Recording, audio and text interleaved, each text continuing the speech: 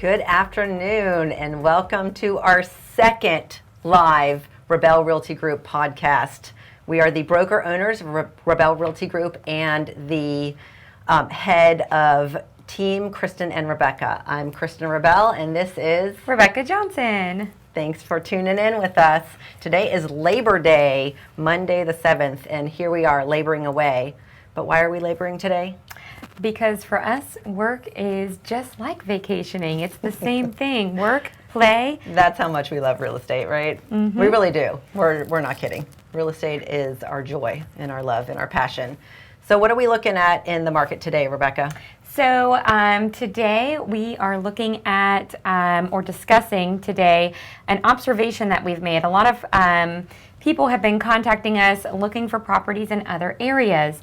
So the real estate market is not only hot here locally in Gainesville, but also in surrounding areas such as beaches, rivers, lakes, even as far north as the mountains up in Georgia. So what we're seeing right now are a lot of people are staying at home, not really necessarily selling or buying second homes here, but really buying second home vacation homes that can kind of be Airbnbs or rental investment properties in these other locations. Correct. So St. Augustine Beach is a big one. We're down in Tampa Bay also, so we have a lot of people buying down there on these beautiful, like Indian Rocks Beach and Clearwater, Sarasota, places like that, St. Pete, and then, obviously St. Augustine, Crescent Beach, and remember where we used to go back in the day? Oh yes, Palm Coast area. Yeah, love it. So people are buying condos and houses there with pools or on the beach, and then we're also noticing a lot of river properties. Yes. So in the outskirts, we've got Crystal River and Steinhatchee, which are really nice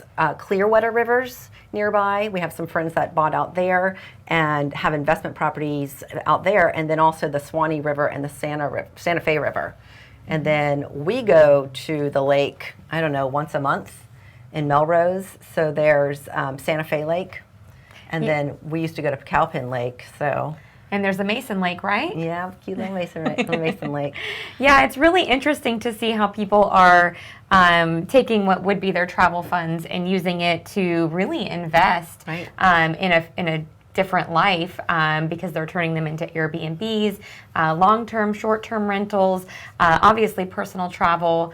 I know some people are even setting up little homeschool areas so that their kids can do school virtually. Well, before we get to that, yes. I would love to ask, and I want you all to type in your response. If you could buy your second home, and it could be an investment property or a second home or kind of a bit of both as we're talking about, would you pick a beach house, a river house, a lake house, or maybe a mountain property? Because we know some people who are buying up in Highlands, Cashiers. Do you say Cashiers or Cashiers? Cashiers, usually. Yep. It's two different ways of saying it. And then, northern Georgia, those Blue Ridge Mountain areas.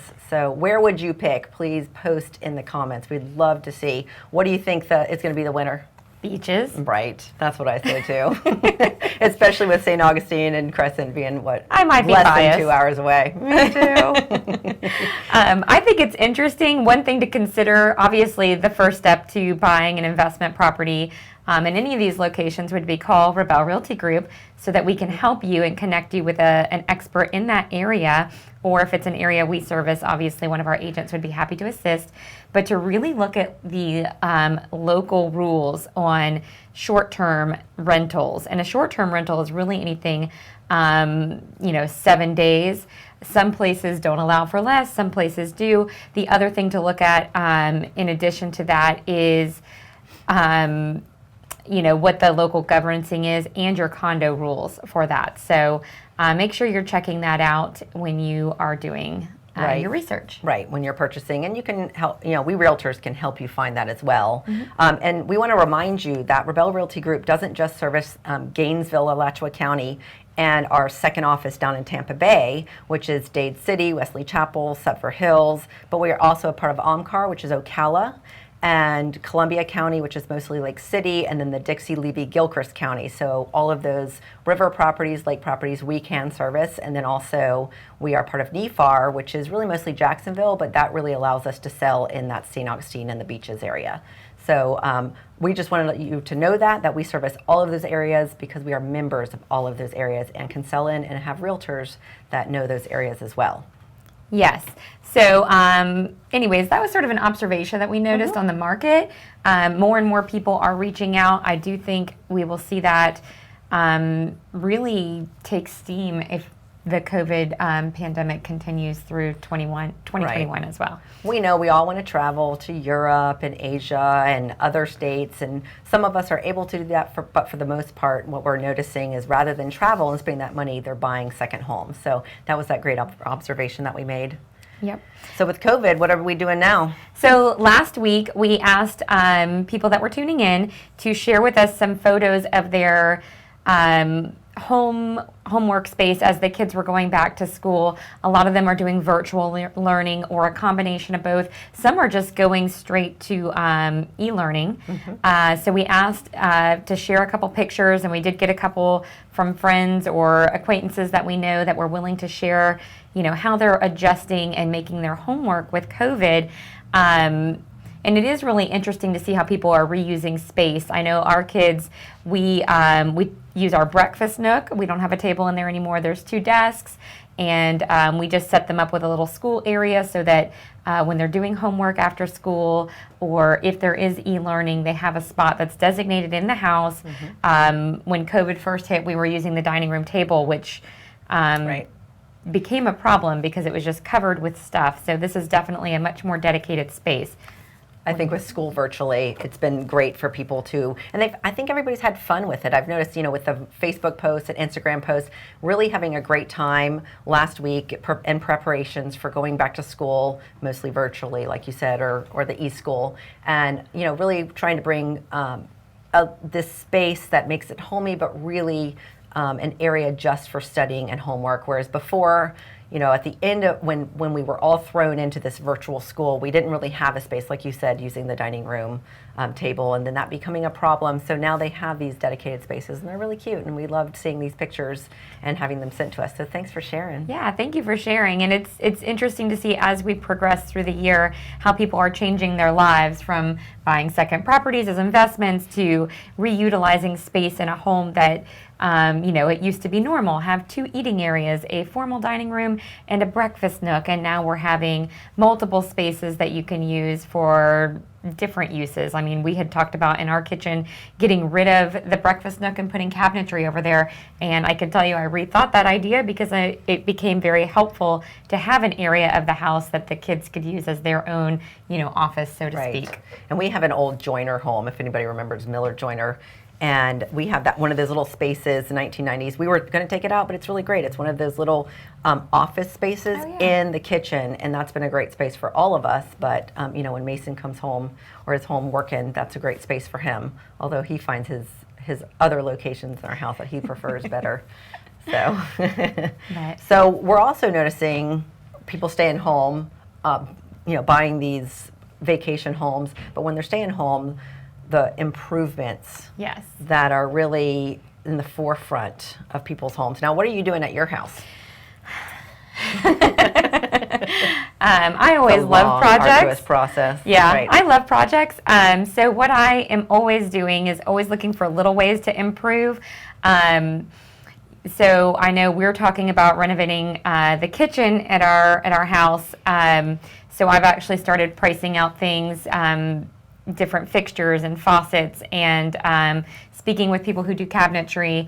But if you know me, you know that it will not just end with the cabinets. It will be the floors, and then the bathrooms and carpets and everything. So some of those can get really expensive. Like we're redoing a 3rd bathroom, and it is long and it's expensive. But what are some great ways? Now, we have posted a blog recently about great ways to update your home on a budget. And I know one thing that I always love to do was changing out the pools and the hardware in the in the kitchens and the bathrooms. And so we have really funky ones that are kind of like artsy that I think bring a pop to our kitchen and our bathroom. And so there's a couple of other ideas that we can talk about today. Absolutely.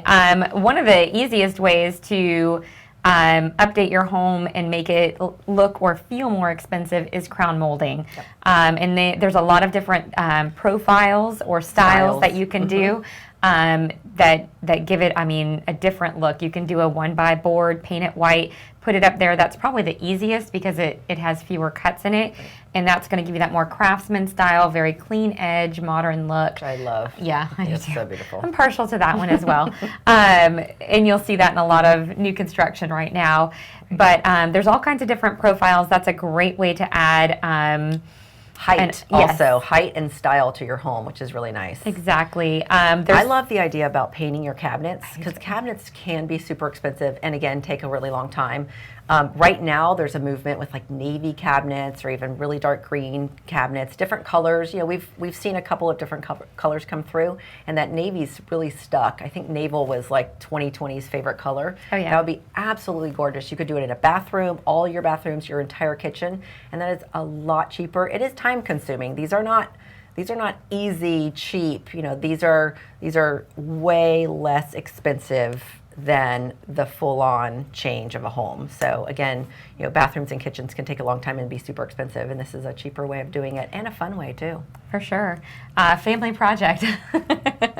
I would too.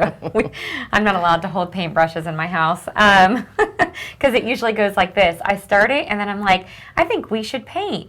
And then I start a little bit of it and then I'm like, I'm going to go check the laundry. And then it just, That's pretty much what happens at my house too.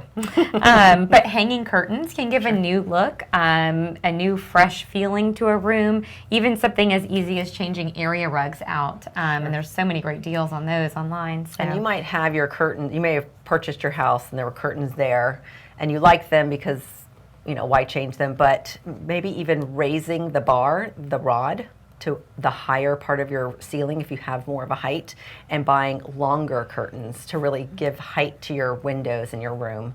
That's a really great way of updating, even if you still like those curtains. Now, when you do raise it, you do need to find the curtains that that fit that length, but that's another great way of updating. I've seen that in condos where they have lower ceilings. They raise them up to the top, and they have nice long white curtains to help give that illusion of height in a what would be traditionally shorter room. Right. So, and then of course upgrading light fixtures. Right. You could either go to Lowe's or Home Depot or something like Shades of Light or Pottery Barn or any of those really cute furniture stores online. We got one at Z Gallery and love it. It just completely changed the dining room. So that's another great way of updating your home in a cheap way. So what I was going to say is you could follow the blog at buysellrebell.com and get more tips and tricks. And I believe with that, we're going to take a quick break. My name is Megan Greenhampton. I represent Team Kristen and Rebecca at Rabell Realty Group. The thing that made Kristen and Rebecca stand out versus other options were that they seemed very supportive and had a very good reputation. I have stepped from behind the scenes in an admin position into feeling confident enough to be a realtor myself. They are brokers that actually support their agents. They are not looking to just further their own name in the business. They actually do pass along leads to other agents. I would recommend Kristen and Rebecca's team to others because they are supportive, accessible, they are empowering, and very positive. I'm very happy here. I've been to 5 other brokerages, and this is by far the most empowered, successful, strong that I have felt.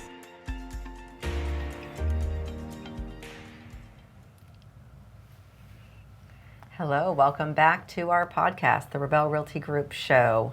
We are here, Rebecca and Kristen, talking about real estate, our favorite thing.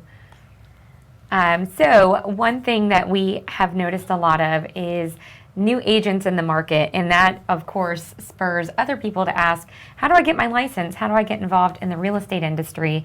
And so we wanted to talk a little bit about that today on what you can do to get your license with the state, and of course, how you can join Rabell Realty Group. Now let's change with COVID a little bit. It has. There used to be a lot of on-site, in-person classes, but they're less and less right now. So we're going to show you some websites to go to. So you can check them out in person. I know for one, the ifrec.com school, they actually are hosting in-person classes still. At a limited capacity, so you'll want to get on their schedule. But basically, you'll go to these sites, you'll check them out. You can either do it online if you learn online. I know I'm always better in person for classes, but I know we've had a lot of agents that are able to take it online and have no problem. So you can go there and check those out. That's realestateexpress.com, FRIE.com, and then ifrac.com. And check them out and see what classes they have coming up here locally, or more where they're centrally located, which is going to be Orange Park, Jacksonville area, and then of course Orlando area for ifrac. But getting your license is a little more than just taking the course. You'll also have to go to the state and make an application, and that can take typically 60 to 90 days. Some people get it back a little faster, but with that, you'll also have to get digital fingerprints and, of course, take your state exam, which all takes a little bit of time and investment in that. Right, and usually when you're taking this class, whether it's online or in person, in the beginning, usually right around the first chapter in the first couple of days, they'll tell you to do this. And right when they tell you, that's probably the best time to do it, just because it takes a little bit of time. So go ahead and apply for that state exam and get your fingerprints, so that you don't have to wait till after your class or after you pass that class test and you're waiting even longer. It's really great to get it done soon after you're done, so you don't forget everything. Yeah, it's true. Because, of course, you're going to go in and take your state exam and be very nervous, and if the fresher it is, the better you'll feel. And then, of course, once you pass that state exam, you'll come and talk to us. We'll give you some information on how to get your start in real estate, practices, ideas, and tips for getting new business, and then you'll join the local board of realtors. Now, if you're joining Rabell Realty Group, because we service a pretty widespread area, everywhere from Columbia to Dixie, Levy, Gilchrist, Ocala, all the way down into Tampa, Pasco, Hernando area, and then now, most recently, St. Johns County. You'll be able to pick which board with us you want to join and work. Right, so that changed not too long ago, where you could pick your MLS of choice. That's right. And because we're a part of so many MLSs, where you're allowed to be at Rabell and then pick one of those as yours.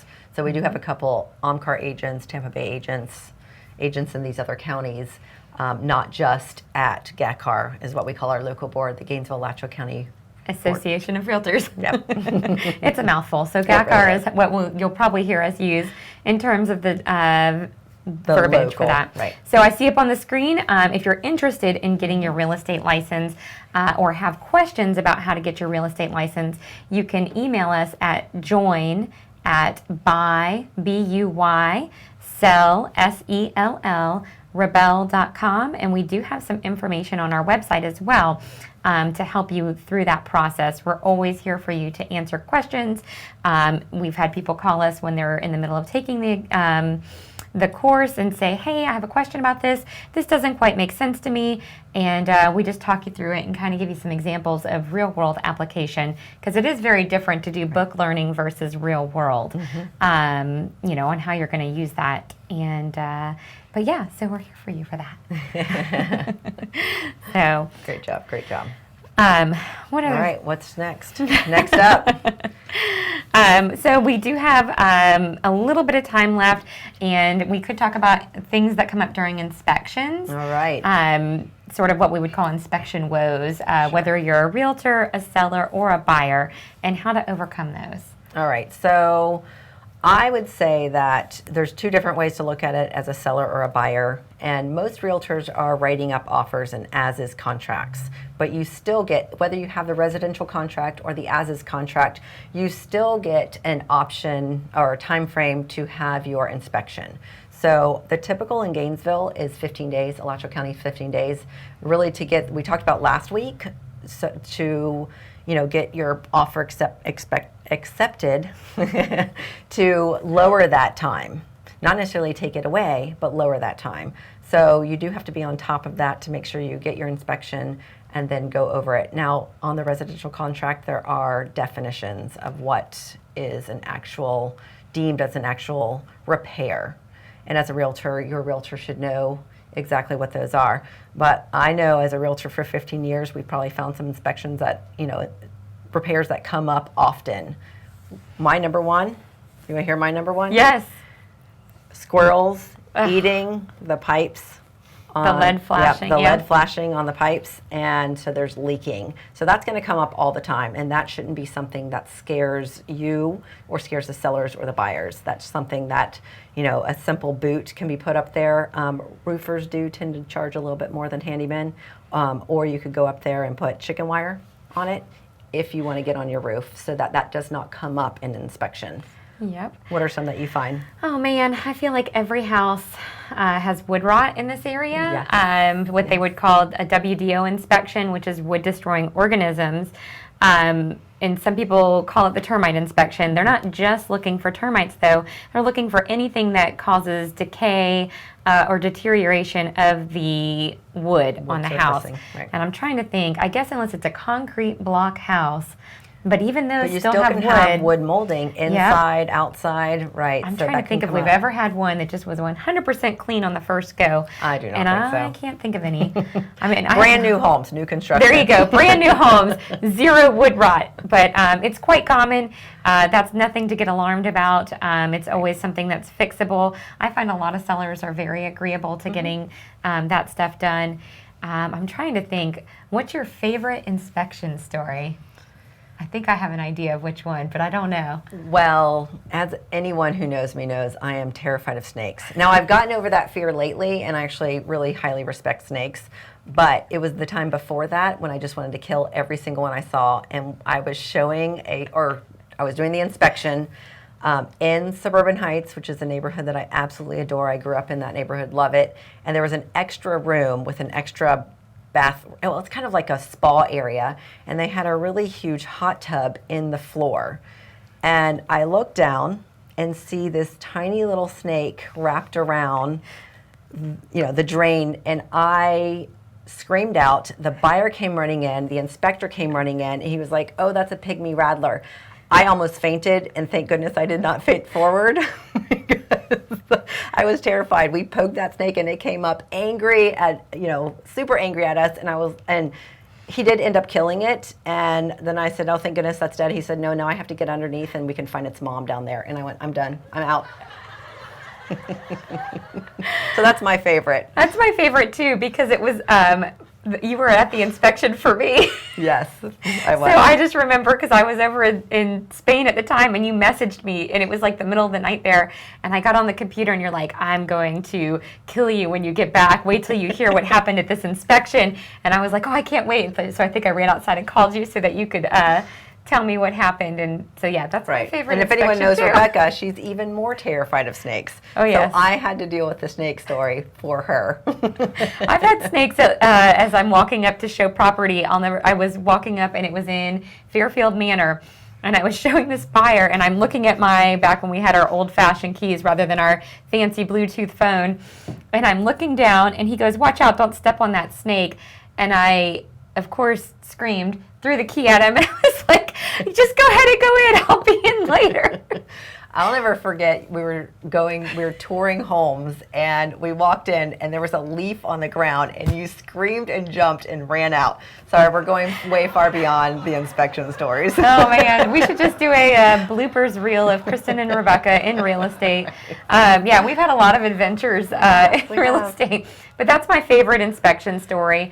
I feel like we've seen a little bit of everything that could go wrong or right in a house. Right. It's always a good feeling when the inspection is done and the inspector's going over everything with the buyer, and the buyers, kind of breathe a sigh of relief, like, "Oh, this is all manageable or to be expected," or better yet, when they find little to nothing.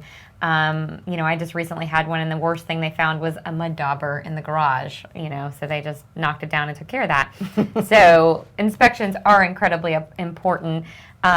If you have any fun stories that you would like to share with us on whether you're a real estate professional or a buyer or a seller, where something wacky or zany has happened while you were at a home inspection or had a home inspection done. Drop it in the comments below so we can all have a good hard laugh together. And also, of course, don't forget to vote for where you would pick your second property to be, whether it be the beach, the lake, the river, or the mountains. I'm definitely partial to the beach, but if it is the beach, let us know which beach. We might be missing some that are true gems in our area, or don't think of as vacation spots, but we're definitely out seeing those. I do have some friends who have vacation spots in Cedar Key, but that's really more of a fishing town. So if you love fishing, or I don't know, heading down and eating some good seafood, that's really the best place. Well, it's Labor Day, so we're going to get out of here and get back to having a little bit of fun. Can't work all the time, but please leave us your feedback below and let us know any great stories, and of course where you would pick your second vacation home. And have a great rest of the Monday. And join us next Monday at 2. Thank you. Bye.